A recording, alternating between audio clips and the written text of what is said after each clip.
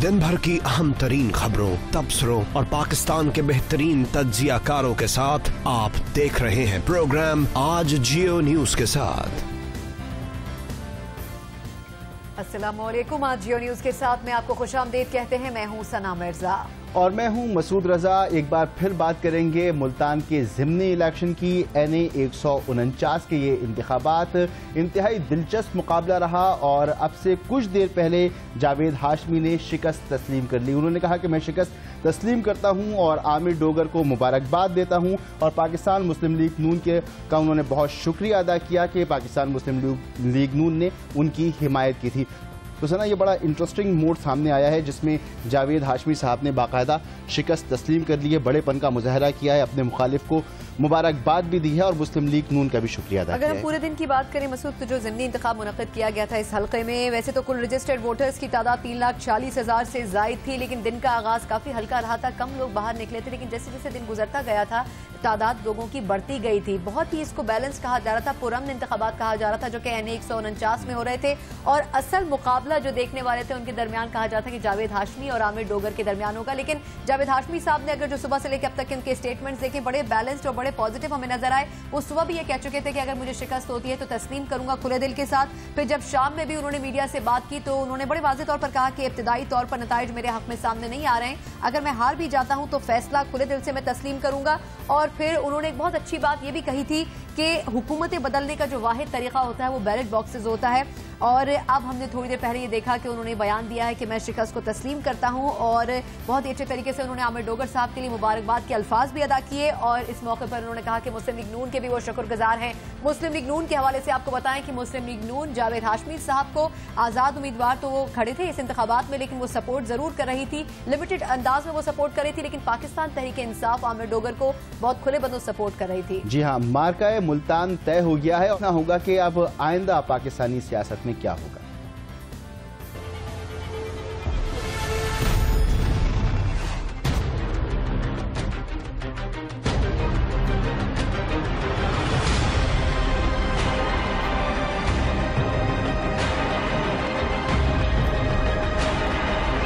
ये नताइज मेरे हक में नहीं है। जो शख्स भी जीते उसको मैं मुबारकबाद दूंगा।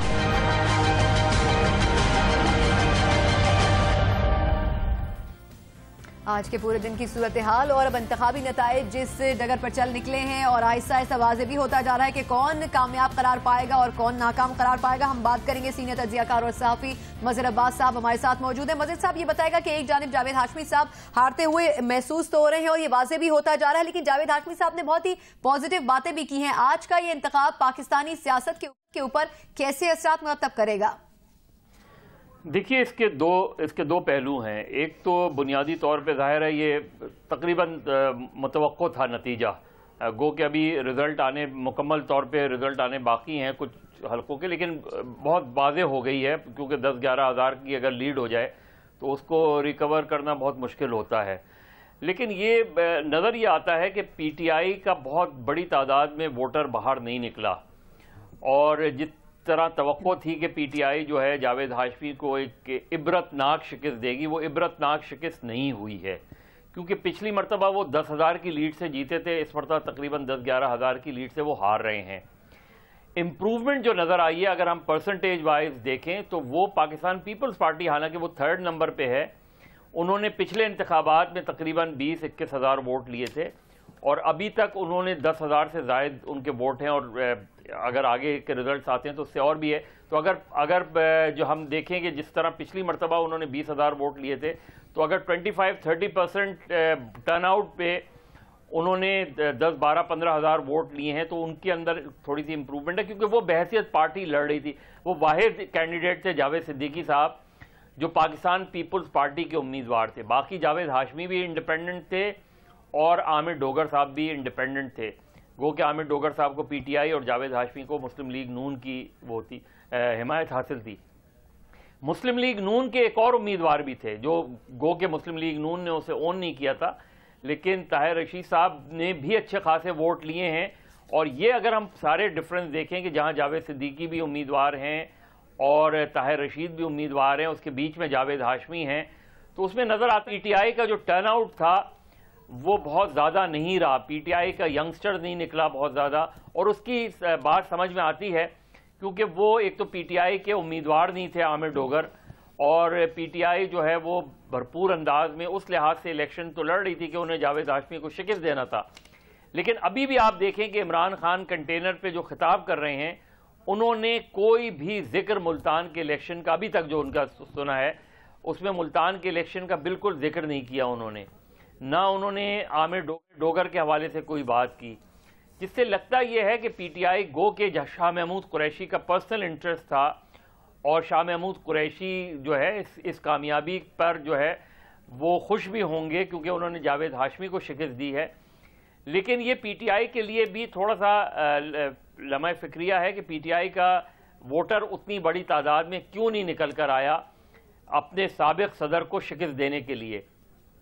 تو میرا خیال ہے اگر وہ نکل کے آتے تو شاید بڑی لمبی مارجن سے شکست ہوتی. لیکن یہ ٹرینڈ سیٹر ضرور ہے, یہ مسلم لیگ نون کے لیے ایک وارننگ ضرور ہے, یہ مسلم لیگ نون کے لیے ایک سونامی الرٹ ضرور ہے, کیونکہ اگر انہوں نے اس مسئلے کو ریزالو نہیں کیا جس کو آلریڈی وہ بہت تاخیر کر چکے ہیں تو یہ پھیلتا جائے گا, اور اگر یہ زیادہ پھیل گیا تو مسلم لیگ نون کے لیے مصیبتیں اور پریشانیاں بڑھتی جائیں گی. اس لیے مسلم لیگ نون اور وزیر اعظم نواز شریف کو کچھ ٹھوس اقدامات کرنے پڑیں گے. انہوں نے جس طرح سیاسی جرگے کو انگیج کیا ہوا ہے انہیں سیاسی جرگے کو اور زیادہ ٹاسک دینا پڑے گا. اگر وہ یہ سمجھ بیٹھے ہیں کہ وہ کسی بھی طریقے سے ان کی حکومت نہیں ختم ہو سکتی تو بہت یہ ہمیں نظر آ رہے ہیں.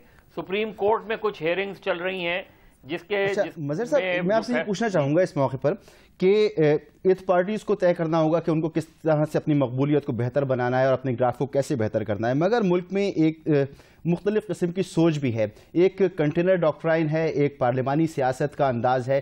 تو اس الیکشن کے بعد کس کی جیت ہوتی آپ کو نظر آتی ہے؟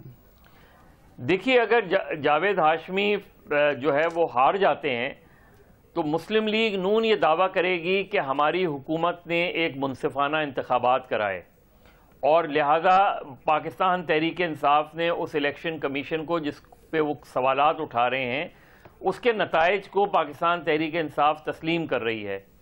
پاکستان تحریک انصاف یہ دعویٰ کرے گی کہ عامر ڈوگر کی فتح جو ہے وہ دراصل پی ٹی آئی کی اس تحریک کا نتیجہ ہے کہ جس کے نتیجے میں دھرنے بھی ہو رہے ہیں اور لوگ نواز شریف سے اور موجودہ حکومت سے اپنے غصے کا اظہار بھی کر رہے ہیں. تو دونوں پارٹیاں اپنے اپنے طور پہ اس چیز کو بیسکلی وہ ثابت کرنے کی کوشش کریں گی کہ ہم نے ان انتخابات کے ذریعے پاکستان تحریک انصاف کو یہ مجبور کر دیا ہے کہ جمہوریت کا جو راستہ ہے وہ بیلٹ کا ہی راستہ ہے, اسی طریقے سے آگے بڑھنا ہے اور اسی الیکشن کمیشن کے تحت چیزیں آگے بڑھیں گی. اب تک بعد میں وہ تبدیلی آ جائے وہ الگ بات ہے, لیکن جاوید ہاشمی کی اپنی ذات کے حوالے سے بہت سے سوالات ہیں کہ جاوید ہاشمی انڈیپینڈنٹ ہی رہیں گے یا اب وہ باضابطہ مسلم لیگ نون میں شمولیت اختیار کر لیں گے. عامر ڈوگر صاحب کیا کریں گے؟ جی بالکل, عامر ڈوگر صاحب ابھی تک آزاد امیدوار ہیں مظہر صاحب, لیکن ان کے بارے میں بھی دیکھنا یہ ہے کہ تحریک انصاف میں شمولیت اختیار کرتے ہیں یا پھر حکومتوں میں عموماً آزاد امیدوار پریفر کرتے ہیں, جانا تو نون میں شامل ہوتے ہیں. ہمیں اس وقت جوائن کیا ہے سینئر صحافی اور تجزیہ کار مجیب الرحمان شامی صاحب نے. شامی صاحب بہت شکریہ پروگرام میں آنے کے لیے. آپ سے یہ جاننا چاہیں گے کہ عامر ڈوگر نے کامیابی حاصل کی, ابھی تک جو غیر سرکاری غیر حتمی نتائج آ رہے ہیں اس میں وہ آگے نظر آ رہے ہیں, جاوید ہاشمی صاحب بہت پیچھے نظر آ رہے ہیں. عامر ڈوگر کی جو کامیابی ہے وہ پاکستان تحریک انصاف کے لیے کیا پیغام ہو سکتی ہے, اور جاوید ہاشمی صاحب اگر ناکام ثابت ہوتے ہیں تو مسلم لیگ نون کے لیے کیا پیغام ہو سکتے ہیں یہ انتخابات؟ دیکھیے سنا, پہلی بات تو یہ ہے کہ یہ جو کانسٹیٹوئنسی ہے جس میں انتخابات ہو رہے تھے یہ پاکستان تحریک انصاف کی کانسٹیٹوئنسی ہے. 2013 میں تحریک انصاف نے یہاں سے قومی اسمبلی کی نشست جیتی تھی اور مخدوم جاوید ہاشمی اس کے امیدوار تھے, اور ملتان ہی سے دوسری نشست جو ہے وہ تحریک انصاف نے شاہ محمود قریشی کے ذریعے جیتی تھی. تو اس کا مطلب یہ ہے کہ ملتان جو ہے 2013 کے انتخابات میں تحریک انصاف کے ساتھ اپنی وابستگی کا اعلان کر چکا ہے. تو پہلا پیغام تو اس کا یہ ہے کہ ملتان نے اپنے رویے کو تبدیل نہیں کیا اور تحریک انصاف کے ساتھ اس کی وابستگی اور اس کا تعلق جوں کا توں ہے. تو مسلم لیگ نون جو ہے اس نے 2013 میں یہاں سے ناکامی حاصل کی تھی. 2008 میں اسی حلقے سے جاوید ہاشمی اس کے ٹکٹ پر منتخب ہوئے تھے، لیکن 2013 میں یہ ان کے ہاتھ سے نکل گیا تھا. یعنی جاوید ہاشمی تو موجود تھے لیکن مسلم لیگ نون موجود نہیں تھی. تو اب آپ یہ بھی کہہ سکتے ہیں کہ جاوید ہاشمی صاحب نے جو رویہ اختیار کیا، پاکستان تحریک انصاف کے ووٹرز نے اسے مسترد کر دیا ہے اور اسے قبول نہیں کیا، اور پاکستان تحریک انصاف اور عمران خان صاحب کے موقف کی تائید کر دی ہے. تو یہ ایک واضح پیغام ہے.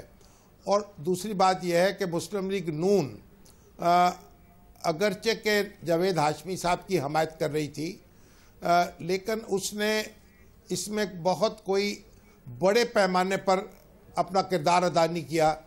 یہ سارا معاملہ ضلع کی سطح کی لیڈرشپ پر چھوڑا. تو مسلم لیگ نون کے لیے بھی یہ پیغام ہے کہ اگر وہ اپنے معاملات کو درست نہیں کرے گی تو اس کو اب ایک مضبوط حریف سے پالا اس کا پڑ چکا ہے، اور مستقبل میں بھی اسی طریقے کی صورتحال اس کو درپیش ہو سکتی ہے. جی، مجیب الرحمان شامی صاحب اور مظہر عباس صاحب ہمارے ساتھ ہی رہیں. ہم اس موقع پر ملتان سے تازہ ترین اپڈیٹس بھی لے لیتے ہیں، اور اس کے لیے ہمارے ساتھ موجود ہے Jamshed Rizwani, bureau chief Geo News Multan. بہت شکریہ جمشید، آپ ہمارے ساتھ ہیں. کیا تازہ ترین اطلاعات ہیں اس وقت ملتان سے؟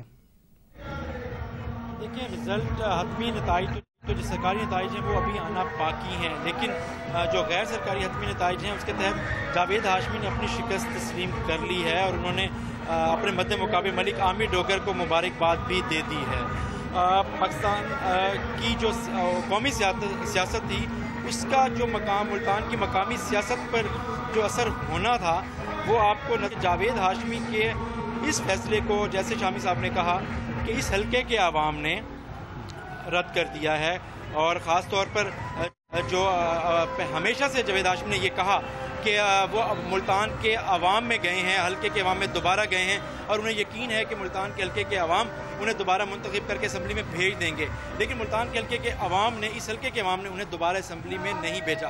ایک جاوید ہاشمی صاحب سے جو ایک سوال جو جاوید ہاشمی صاحب نے تسلیم بھی کیا کہ وہ 2 بار اس حلقے سے ایم این اے منتخب ہوئے اور دونوں بار انہوں نے ریزائن کیا. پہلے مسلم لیگ نواز کی ٹکٹ پر تھے، 2008 میں منتخب ہوئے تو 2012 میں انہوں نے ریزائن کر دیا تھا. 2011 میں جو شامل ہوئے تھے پی ٹی آئی میں، تو اس کے بعد اس سیٹ پہ ضمنی الیکشن ہوا تھا 2012 میں. اب پھر پی ٹی آئی کی سیٹ پہ کامیاب ہوئے تو اب پھر انہوں نے پی ٹی آئی سے ریزائن کر دیا. تو یہ جو بڑا رد عمل ہے جو اس کانسٹیچوئنسی میں ہمیں لوگوں میں نظر آیا ہے، وہ ان کا یہ فیصلہ ہے کہ 2 بار اسی حلقے سے منتخب ہوئے اور دونوں بار انہوں نے ریزائن کر دیا. اس بات کو مخدوم جاوید ہاشمی نے خود بھی تسلیم کیا ہے. اور دوسری بڑی بات یہ ہے کہ اس کانسٹیچوئنسی میں جو اس ضلع کی ملتان کی جو 5 قومی اسمبلی کی نشستیں ہیں، ان میں سے یہ وہ واحد نشست ہے جہاں پہ پی ٹی آئی سب سے زیادہ سٹرونگ ہے. ایک تو یہ کانسٹیچوئنسی ملتان کی وہ کانسٹیچوئنسی ہے جہاں پر سب سے زیادہ یونیورسٹیز ہیں، کالجز ہیں، اور ملتان کا پوش ایریا بھی اسی میں ہے، اور ملتان کا جو سب سے بڑا پڑھا لکھا یوتھ ہے وہ بھی اس حلقے میں رہتا ہے. تو اس حلقے نے اپنا جو رد عمل دینا تھا، پی ٹی آئی سٹرونگ ہے اس حلقے میں. اس رزلٹ نے یہ ثابت کیا ہے کہ پی ٹی آئی یہ حلقہ اب مسلم لیگ نواز کا نہیں، پی ٹی آئی کا حلقہ ہے. جی اچھا، مگر بہت زیادہ سنا معذرت کے ساتھ میں سوال یہ کرنا چاہوں گا کہ بہت زیادہ مارجن بھی تو ہم نہیں دیکھ رہے نا کہ بہت زیادہ فرق ہو. اگر ایسا ہی ہے تو بہت زیادہ مارجن بھی ہونا چاہیے. تو ہم یہ بھی تو نہیں کہہ سکتے کہ وائپ آؤٹ کر دیا ہے تحریک انصاف نے مسلم لیگ نون کو. نہیں، ایسا بالکل نہیں ہے. جاوید ہاشمی صاحب کی جو اپنی شخصیت تھی اس نے کافی رول پلے کیا ہے ان کے اس قدر زیادہ ووٹ لینے میں. آپ دونوں بڑی پارٹیوں میں سے آپ کسی کے امیدوار نہ ہوں اور آپ آخری دن تک یہ کہہ رہے ہوں کہ میں کسی پارٹی کا امیدوار نہیں ہوں، میں آزاد امیدوار ہوں، اور آخری دن تک یہ بھی کہا انہوں نے کہ میں آزاد حیثیت میں رہوں گا. تو اس سے یہ ہوا کہ مسلم لیگ نواز کا جو سیمپتھز تھا اس نے ان کو ووٹ نہیں کیا. البتہ جو جاوید ہاشمی کی پرسنالٹی ووٹ تھا وہ ان کو ملا، اور وہ یہ ووٹ کسی پارٹی کے بغیر جاوید ہاشمی کا لینا یہ کم اہم نہیں ہے. جاوید ہاشمی کے لیے اتنا بھی मतलब हौसला शिकन नहीं है, ये हौसला अफजा है। हाँ, इस नतीजे ने उन्हें ज़रूर मायूस किया है। जी ठीक है, बहुत शुक्रिया जमशेद रिजवानी, हमें मुल्तान की सूरत हाल से आगाह कर रहे थे। मजीद साहब आपकी तरफ आएंगे, अगर आपने भी जमशेद की गुफ्तगू सुनी हो तो उनका ये कहना था कि ये जो हल्का है ये सबसे ज्यादा पढ़े लिखे लोगों को रिप्रेजेंट करता है, मुल्तान के नौजवान तबका यहाँ पर ज्यादा है, स्कूल्स, कॉलेजेस, यूनिवर्सिटीज यहाँ पर ज्यादा हैं और बुनियादी तौर पर ये पीटीआई का सबसे मजबूत हल्का था। तो ऐसे हल्के में जावेद हाशमी साहब का खड़ा होना क्या ये पहले ही साबित नहीं कर सकता था कि ये जावेद हाशमी साहब को कामयाबी नहीं दिला सकेगा? देखिए, जावेद हाशमी साहब को गालिबन अंदाज़ा था इस चीज़ का, लेकिन वो जिस तरीके की शख्सियत है उनकी, उन्होंने दो काम किए। उन्होंने तहरीक इंसाफ से जब इस्तीफ़ा दिया तो उन्होंने उस नशिस्त से भी इस्तीफ़ा दिया जिस नशिस्त से वो जीते थे। चाहिए उनको ये था कि वो सबसे पहले मुल्तान आते और अपने हलके में मूव करते, अपने हलके के पीटीआई के लोगों को बुलाते, पीटीआई के लोगों से ये बात करते, क्योंकि उन्होंने ही उनको मुंतखब करवाया था। और अगर वो उनकी बात नहीं तस्लीम करते तो फिर उन्हें इस्तीफ़ा देने के बाद ज़िमनी इंतखाब में खड़ा नहीं होना चाहिए था। उन्होंने अपनी एक मॉरल स्टैंडिंग जो थी वो बता दी थी, उन्होंने जिस वजह से इस्तीफ़ा दिया था वो भी बता दिया था। उसके बाद जावेद हाशमी को गालिबन अगले इंतखाबात का इंतज़ार करना चाहिए था, ज़िमनी इंतखाबात छोड़ देने चाहिए थे।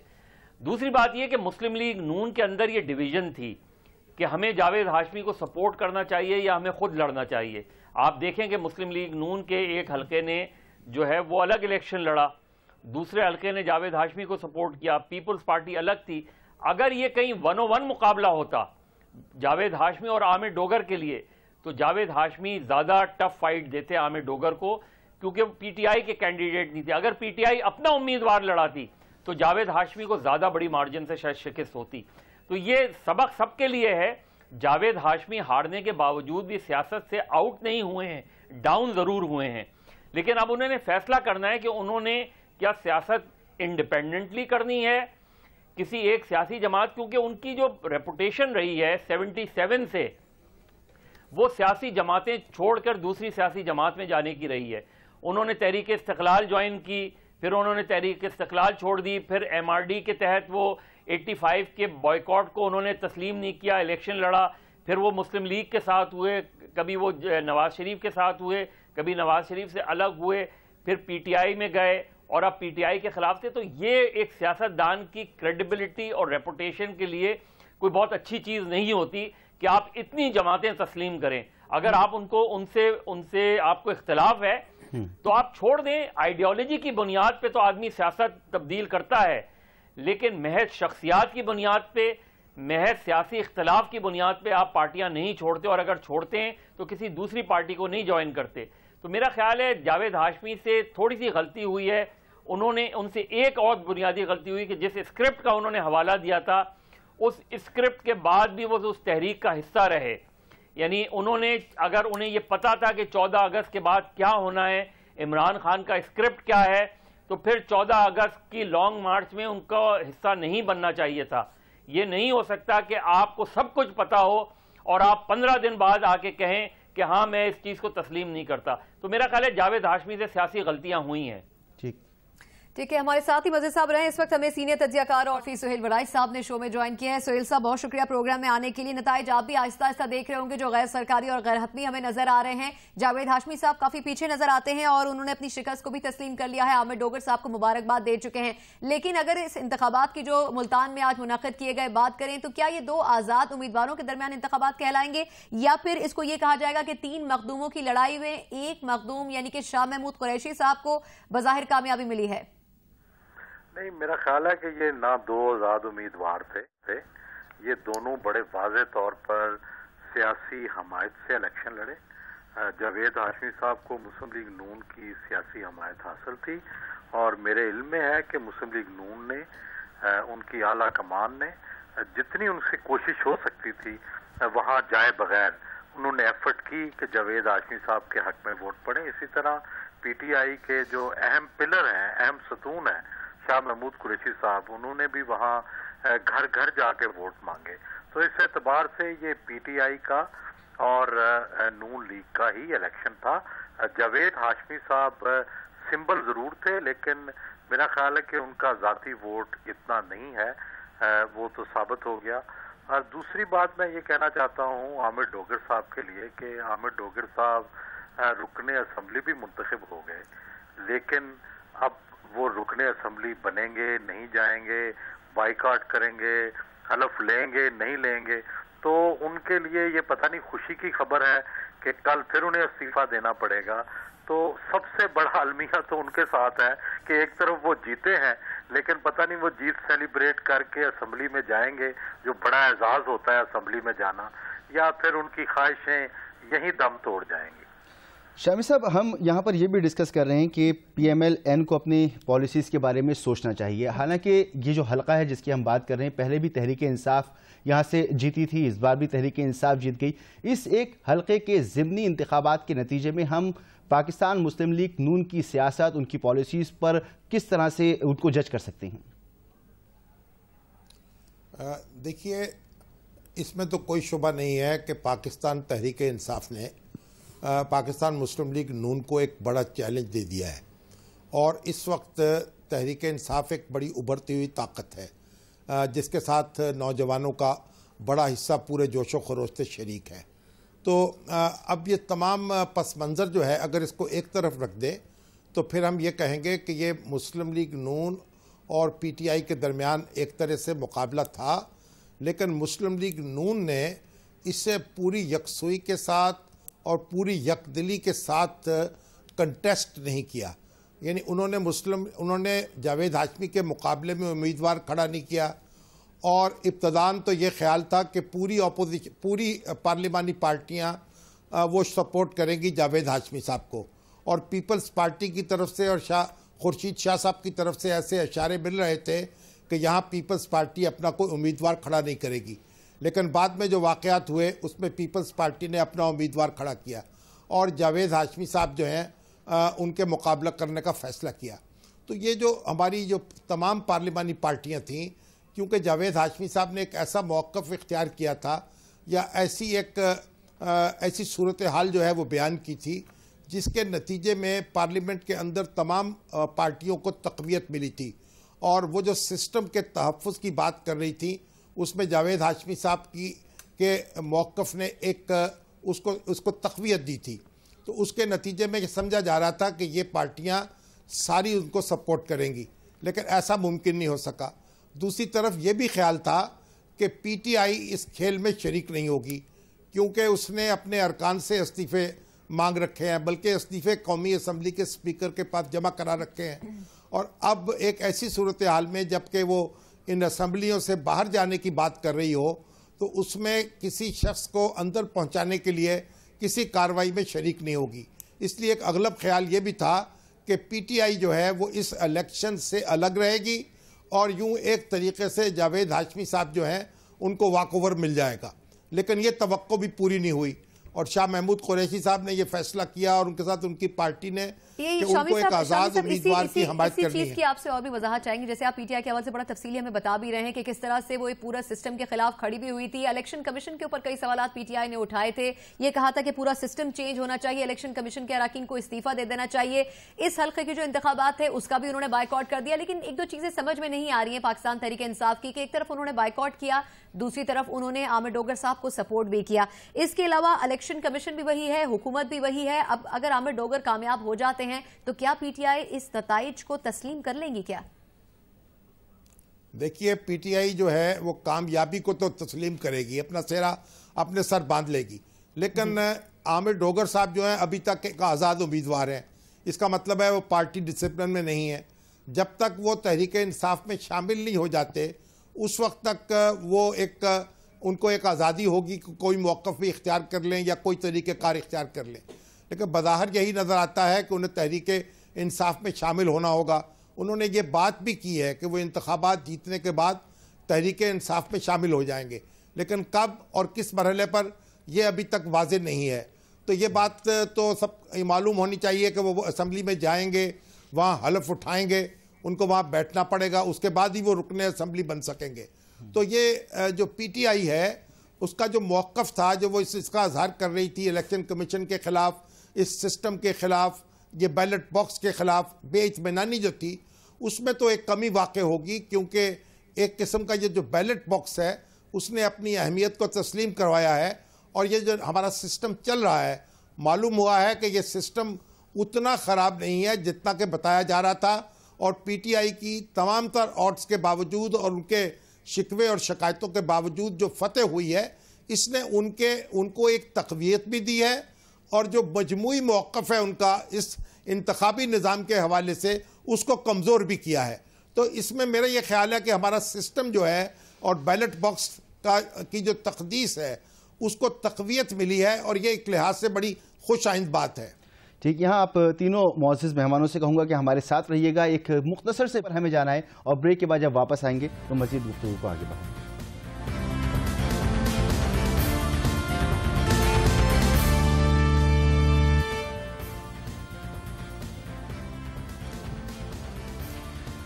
پروگرام میں آپ کو ایک بار پھر خوش آمدید کہتے ہیں۔ بات کر رہے ہیں ملتان کے ضمنی انتخابات کی، اور تجزیہ یہاں پر ہم لے رہے تھے۔ جناب مظہر عباس صاحب ہمارے ساتھ موجود ہیں، مجیب الرحمان شامی صاحب ہمارے ساتھ موجود ہیں، اور سہیل بڑائش صاحب ہمارے ساتھ موجود ہیں۔ اس سے پہلے کہ میں گفتگو کو آگے بڑھاؤں، گزشتہ دن جو ہم نے پروگرام کیا، گزشتہ شب جو ہم نے پروگرام کیا، اس میں ہم نے جو گفتگو کی تھی جناب عارف نظامی صاحب سے، عارف نظامی صاحب کی گفتگو خاصی دلچسپ گفتگو تھی، اور اس میں جو انہوں نے گفتگو کی تھی وہ آپ کو سناتی ہیں، اور اسی گفتگو پر ہم کچھ سوالات کریں گے۔ جو آج ہم نے پروگرام کیا تھا اس میں یہ بات انہوں نے ہم سے کی تھی۔ دیکھیے، یہ الیکشن جو ہے ایک قسم کا میں تو اس کو لکھتا ہوں کہ جمہوریت پر ریفرینڈم ہے۔ ایک دوسرا اس بات سے یہ ثابت ہوتا ہے کہ سیاست اور اخلاقیات جو ہیں، مورالٹی، اس کا بہت کم تعلق ہوتا ہے۔ عمران خان صاحب جو ہے وہ بھی کسی باقی سیاستدانوں سے مختلف نہیں ہے۔ ڈوگر صاحب جو ہے ایک ایسی سیاسی جماعت کے ساتھ تعلق رہا ہے ان کا ان کے والد صاحب کا، ان کے بھائی کا، اور الیکشن بھی لڑتے رہے، جو کہ ان کے نزدیک لٹیرے ہیں اور پرانی سیاست جس کو وہ ختم کرنا چاہتے ہیں اس کا حصہ ہے۔ ایک دوسرے یہ ہے کہ عمران خان صاحب کہتے رہے کہ الیکشن کمیشن فراڈ ہے، یہ الیکشن فراڈ ہے تھا جو مئی 2013 والا تھا، یہ سارا سسٹم ہی غلط ہے جو موجودہ الیکشن کا، اس کو تبدیل کرنے کے وہ داعی ہیں۔ اب انہوں نے یہ کھلم کھلا ڈوگر صاحب کو سپورٹ کر کے اس بات پہ مہر تصدیق ثبت کر دی ہے کہ جو پچھلے الیکشن ہوئے تھے اس میں جو ٹرینڈ تھا کہ یہ پی ٹی آئی کی سیٹ تھی، اس وقت جیتی تھی جاوید ہاشمی کا، یہ پیٹ کانسٹیٹوئنسی نہیں تھی، اب بھی وہاں سے دوبارہ وہ جیت گئے، تو اس لحاظ سے یہ ایک بات ہوئی۔ دوسرے یہ میرے خیال سے موجودہ حکومت کو بھی کریڈٹ جاتا ہے، کیونکہ مجھے یاد ہے میں بھٹو صاحب کے دور میں پنجاب میں کافی بائی الیکشن ہوئے تھے، ظہور علائی صاحب کا گجرات میں ہوا تھا جو ہار گئے تھے، ایک بھی بائی الیکشن جو ہے سٹنگ گورنمنٹ نہیں ہارتی تھی کیونکہ پوری ایڈمنسٹریشن جو تھی وہ لگا دی جاتی تھی وہاں، اور ایک جگہ پہ الیکشن ہو تو اس کو یعنی سوئنگ کرنا کوئی مشکل کام نہیں ہے، لیکن حکومت نے یہ الیکشن بھی ہونے دیا، اسی الیکشن کمیشن کا، اور نتائج آپ کے سامنے ہے۔ تو خان صاحب کو جیسا کہ یہاں پہلے بھی کہا گیا، خان صاحب کو نوشتہ دیوار پڑھ کے اس ملک کے اوپر جو اذیت تازہ تاری ہے 2 مہینے سے، انہوں نے جس میں بہت ساری پازیٹیو چیزیں بھی انہوں نے کی ہیں خان صاحب نے، اب بہتر یہ ہے کہ استعفوں والا اپنا فیصلہ جو ہے واپس لیں، ڈوگر صاحب کو بھی حلف اٹھانے دیں، ان کو اپنائیں، اور بیٹھ کے وہاں پارلیمنٹ کے اندر جو آئینی ترامیم اور قانون میں جو تبدیلی کی ضرورت ہے، الیکشن کمیشن کو فعال بنانا ہے، اس میں تبدیلیاں لانا ہے، چیف الیکشن کمیشن کی انتخاب میں ممد و معاون ثابت ہوں تاکہ وہ ایک غیر متنازع شخصیت ہو۔ عارف نظامی صاحب کی گفتگو آپ نے سنی جو انہوں نے ہمارے آج کے 8 بجے کے خصوصی پروگرام میں کی تھی آج کے انتخابات کے حوالے سے۔ سہیل صاحب آپ کی طرف آئیں گے، نوشتہ دیوار پڑھنے کا کہہ رہے تھے عمران خان صاحب کو عارف نظامی، اور یہ کہہ رہے تھے کہ اب انہیں دھرنے بھی ختم کرنے چاہیے، اسمبلی میں بھی جانا چاہیے، اور اس کے ساتھ عامر ڈوگر صاحب کو بھی حلف لینے دینا چاہیے۔ آپ کیا کہیں گے اس بارے میں؟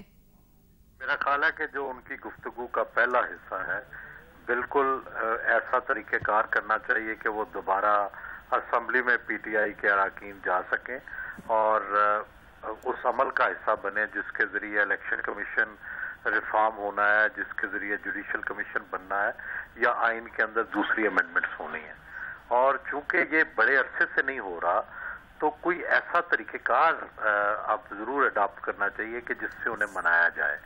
اور چونکہ اب ایک لہر بھی نظر آ رہی ہے پی ٹی آئی کی، اور حکومت اگر کوئی انیشیٹوز نہیں لیتی تو عوام کا غصہ بھی بڑھے گا اور پی ٹی آئی کی لہر بھی شدت اختیار کرتی جائے گی، اور اس کا پھر لازمی نتیجہ یہ ہوگا کہ گورنمنٹ کی جو ورکنگ ہے اس کے اندر بھی ڈیفیکلٹی پیدا آتی جائے گی، اس لیے میرا خیال ہے کہ قوم کے جو یہ جرگہ ہے جیسے سراج الحق صاحب ہیں، اسی طرح دانشوروں کو آگے بڑھنا چاہیے، وہ بھی جا کے عمران خان صاحب سے بات کریں، میاں نواز شریف صاحب سے بات کریں اور جمہوری راستے سے جو ہے کوئی قوم کو ایسے طریقے سے نکالیں جس سے کہ جمہوریت کے ذریعے مسائل کا حل نکلے۔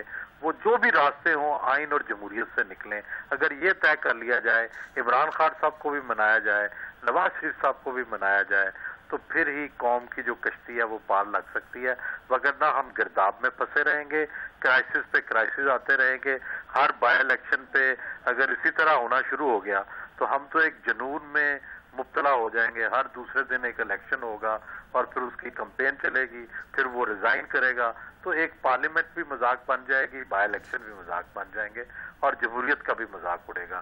اس لیے میرا خیال ہے کہ اس سے آگے نہ استعفے ہونے چاہیے، نہ اس سے آگے کوئی بائی الیکشن کوئی اور ہو تو ہو۔ یہ جو پی ٹی آئی کے استعفوں والا معاملہ ہے اس کو اب سلجھانے کی کوشش کریں۔ ٹھیک ہے، اچھا یہی سوال شامی صاحب آپ کی طرف لے کے جانا چاہوں گی۔ نوشتہ دیوار پڑھنے کی بات کر رہے تھے عارف نظامی صاحب اور یہ کہہ رہے تھے کہ اب معاملات کو سلجھانا چاہیے، اسمبلیوں میں واپس آنا چاہیے۔ آپ کیا کہیں گے کہ ان کا مشورہ صحیح تھا پاکستان تحریک انصاف کے لیے؟ دیکھیے، تحریک انصاف نے جس طریقے سے الیکشن میں حصہ لیا ہے اور پھر جو نتائج حاصل کیے ہیں اس کا ایک لازمی تقاضا تو یہ ہے کہ وہ اس سسٹم کو سٹرینگتھن کرنے کی طرف آئے، کیونکہ دیکھیے تحریک انصاف کی پشت پر کم و بیش 80 لاکھ ووٹر موجود ہیں جنہوں نے 2013 کے انتخابات میں ان کو ووٹ دیے تھے، اور تحریک انصاف کا جو مستقبل ہے وہ بیلٹ باکس کے ساتھ وابستہ ہے۔ اگر بیلٹ باکس نہیں ہوگا تو تحریک انصاف بھی اپنی شخصیت کو اور اپنی طاقت کو منوا نہیں سکے گی۔ اس لیے یہ ایک بنیادی بات ہے جس کا احساس کرنا چاہیے عمران خان صاحب کو، اور معاملات کو ایسا نہیں ہونے دینا چاہیے کہ ان کے ہاتھ سے نکل جائیں۔ اور جب عارف نظامی صاحب نے یہ بات کہی ہے تو بالکل درست کہی ہے۔ باقی جہاں تک تعلق ہے کہ دانشور مل کر نواز شریف صاحب کے پاس جائیں اور عمران خان صاحب کے پاس جائیں، نہ تو عمران خان صاحب بچے ہیں اور نہ نواز شریف صاحب جو ہیں کوئی ناآموز ہیں کہ ہم ان کو جا کے کوئی ان کی انگلی پکڑیں اور ان کی منت سماجت کریں۔ جتنا سٹیک ہمارا ہے سسٹم میں اتنا ہی سٹیک ان کا ہے، بلکہ ان کا سٹیک ہم سے زیادہ ہونا چاہیے، اس لحاظ سے کہ ان کو اقتدار میں آنا ہے اور ان کو حکومت کے معاملات چلانے ہیں۔ تو یہ عمران خان صاحب کو بھی اس کا احساس کرنا چاہیے اور نواز شریف صاحب کو بھی اس کا احساس کرنا چاہیے۔ اور اب جو صورتحال اس وقت ہے اس میں تو ہم یہی توقع رکھیں گے تحریک انصاف سے کہ جب اس نے ایک اپنی حکمت عملی میں تبدیلی کی ہے، چلیے ہم اسی طرح کہہ لیتے ہیں، استعفوں سے ہٹ کر وہ انتخاب لڑنے تک پہنچی ہے، اور تو پھر اس کو آگے بڑھ کر اب اسمبلی کا بائیکاٹ جو ہے وہ ختم کرنا چاہیے، اور اسمبلی کے اندر بیٹھ کر ہی آپ وہ ترامیم کر سکتے ہیں، قوانین میں تبدیلی لا سکتے ہیں جس سے آپ آئندہ انتخابات کو بہتر سے بہتر تر بنا سکیں۔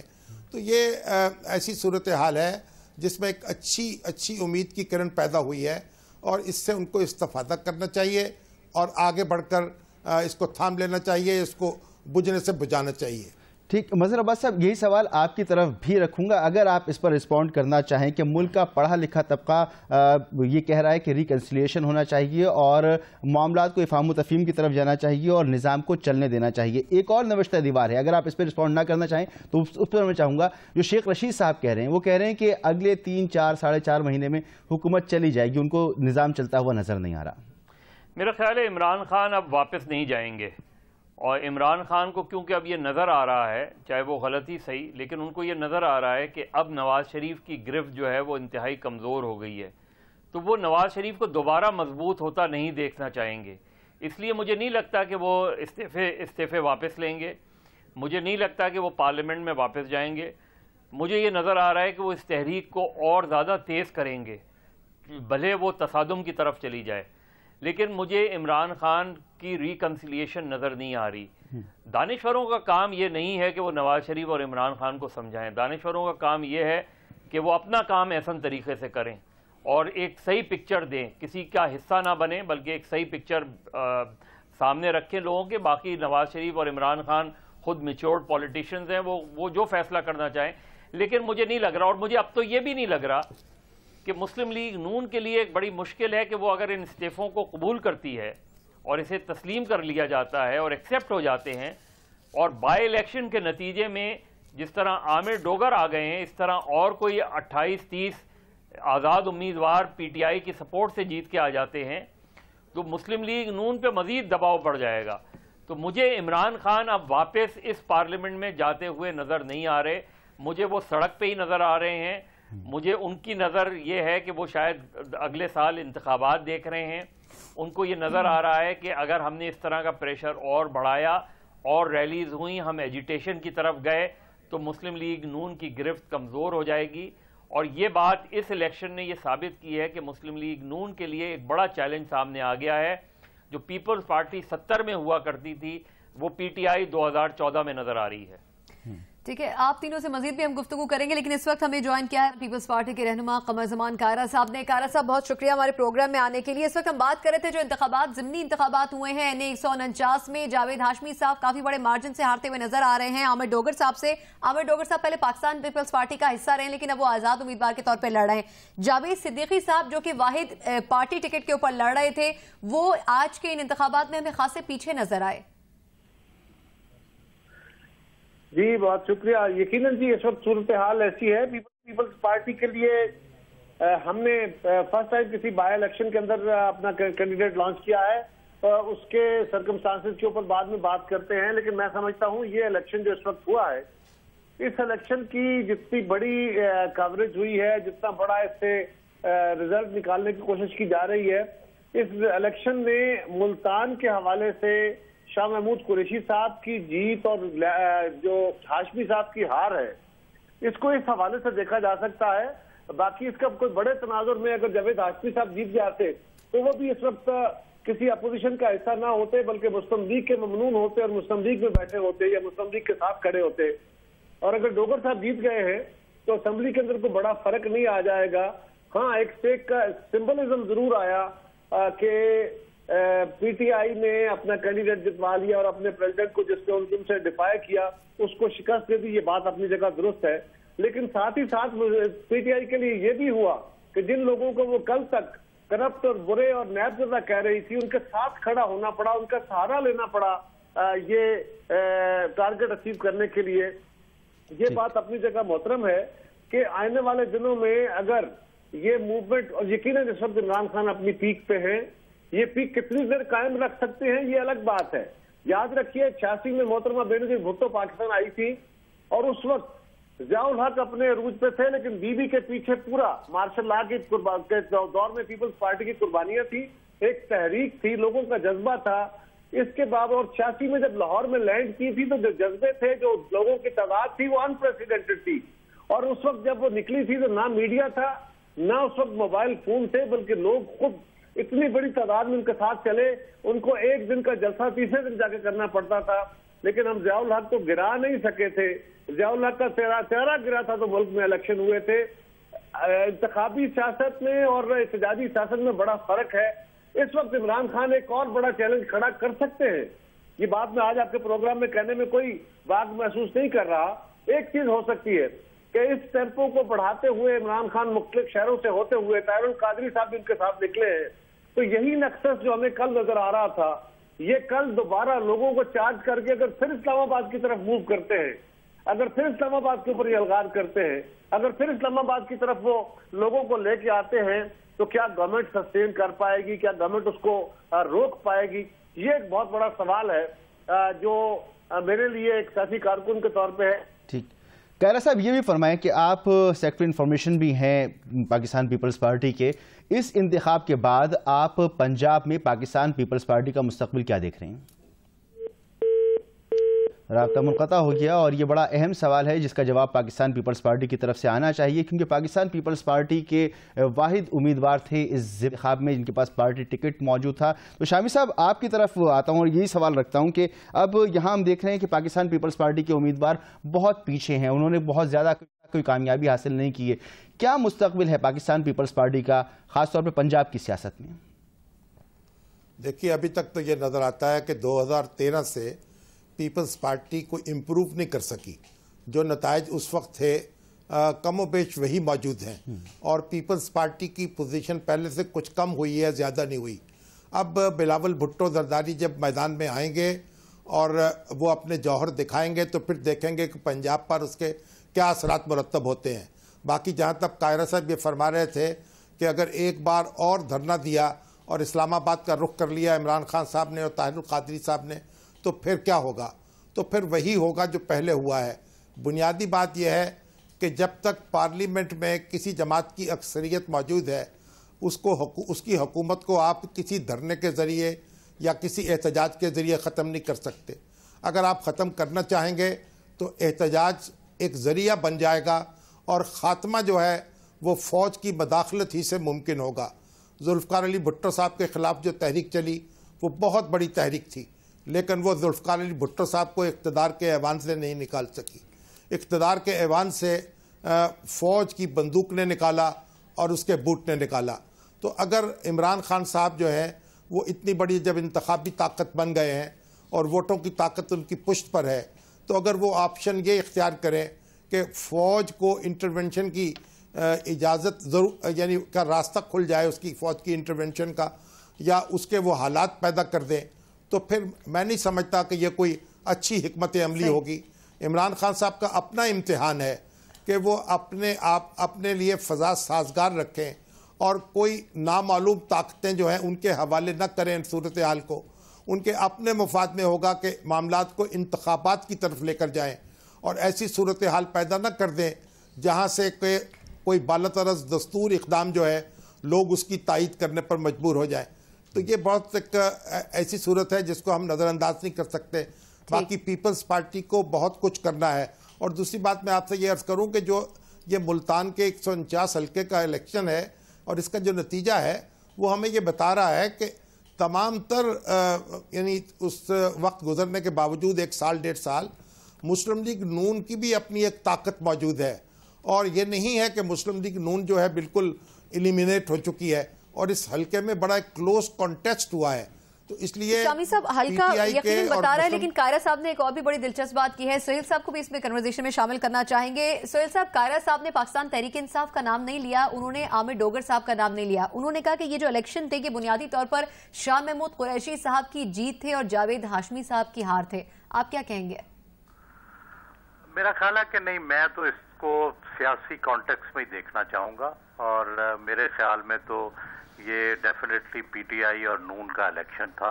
شخصیت ضرور میٹر کرتی تھی جاوید ہاشمی صاحب کا کہ انہوں نے ریزائن کیا اسمبلی سے اور پھر دوبارہ آئے ہیں، تو ان کے خلاف یا ان کے حق میں دونوں طرح ووٹ آئے۔ لیکن میں جواب کا حق استعمال کرتے ہوئے جناب محترم شامی صاحب اور جناب مظہر عباس صاحب سے کوئی یاد دلانا چاہتا ہوں کہ ماضی میں جب ایم آر ڈی کی تحریک تھی تو اس وقت بھی دانشوروں نے جمہوریت کے حق میں خط لکھے اور ایکٹیو رہے، اور جناب شامی صاحب کو بھی یاد دلانا چاہتا ہوں کہ مارشل لا کے حق میں بھی دانشور اگر کام کرتے رہے ہیں تو جناب جمہوریت کے حق میں کام کرنا کوئی اتنی بری بات نہیں ہے، اور نہ یہ بری بات ہے۔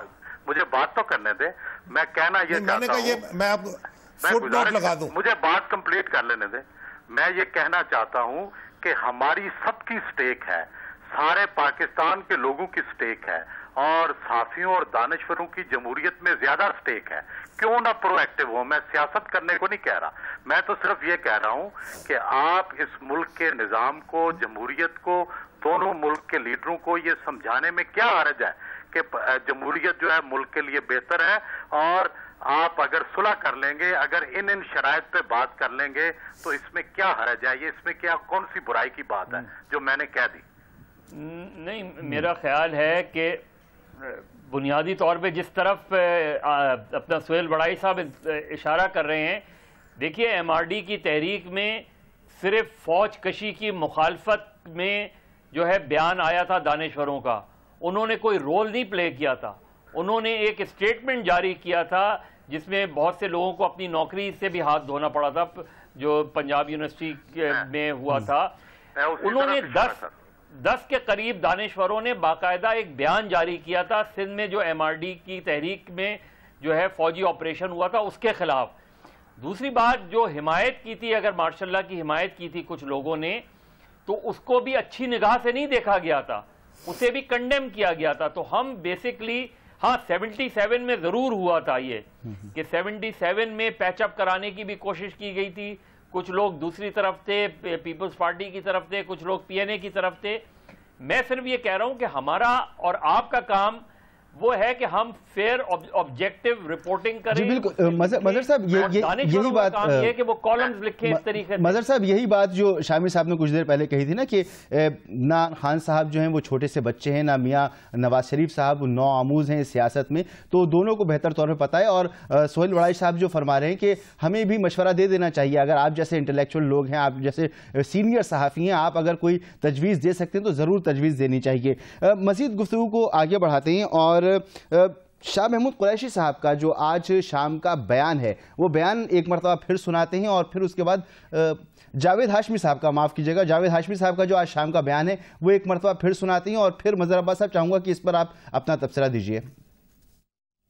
میں یہ عرض کرنا چاہتا ہوں کہ میں نے دو چیزیں اٹھائی تھی کہ کنٹینر کے ذریعے حکومتیں نہیں بدلی جاتی, اور اس کے بعد